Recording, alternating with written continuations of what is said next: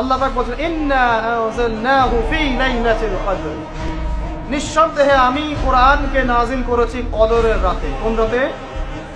ওয়া মা আদরাকা মা লাইলাতুল কদর। হে নবী মুহাম্মদ সাল্লাল্লাহু আলাইহি ওয়াসাল্লাম, আপনি কি জানেন কদরের রাত কি?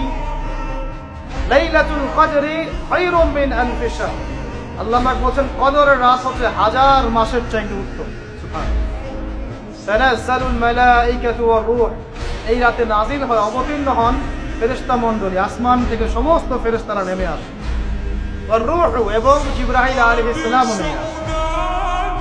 তানাজ্জালুল মালাইকাতু ওয়ার রূহু ফিহা বিইذনি রাব্বিহিম মিন কুল্লি আমর, এই রাতে আল্লাহ পাক তাকদীরের ফয়সালা করেন প্রত্যেকটা বিষয়ে। সালামুন হিয়া হাত্তা মাতলাইল ফজর, এবং ফজর পর্যন্ত এই রাতে শান্তি বিরাজ করে, শান্তি শান্তি আর শান্তি। সুবহানাল্লাহ। এই রাতে যে ইবাদত করবে হাজার মাস ইবাদত করার নেকি পাবে। কেন এই রাতটা কেন ইম্পর্টেন্ট? একটাই কারণ, এই রাতে আল্লাহ পাক কোরআন নাযিল করেছেন। কি নাযিল করেছেন? কোরআন। এখন আসেন একটু মনোযোগ ধরে রাখেন। আল্লাহ পাক কোরআন নাযিল করেছেন লাইলাতুল কদরে। আর লাইলাতুল কদর কোন মাসে? শাবানে, রজবে না রমজানে? আবার বলছি, আল্লাহ বলছেন আমি কোরআন নাযিল করেছি লাইলাতুল কদরে। লাইলাতুল কদর কি শাবানে, রজবে না রমজানে? তার মানে লাইলাতুল কদর রমজানে। রমজানের কোথায়?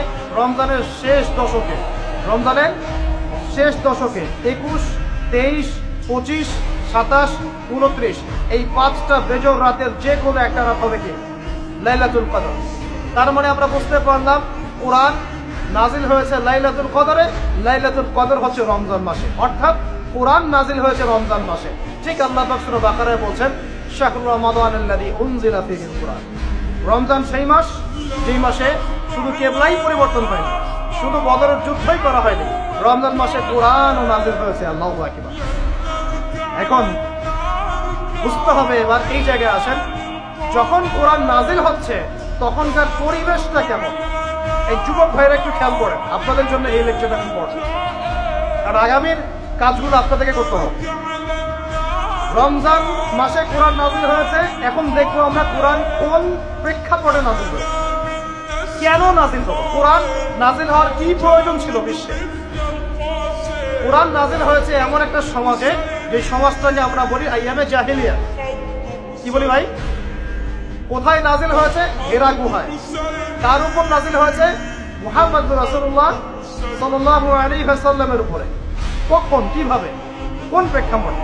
প্রেক্ষাপটটা এমন ছিল, ওই সমাজটা ছিল আবু জেহেলের শাসন। কার শাসন? আবু জেহেল।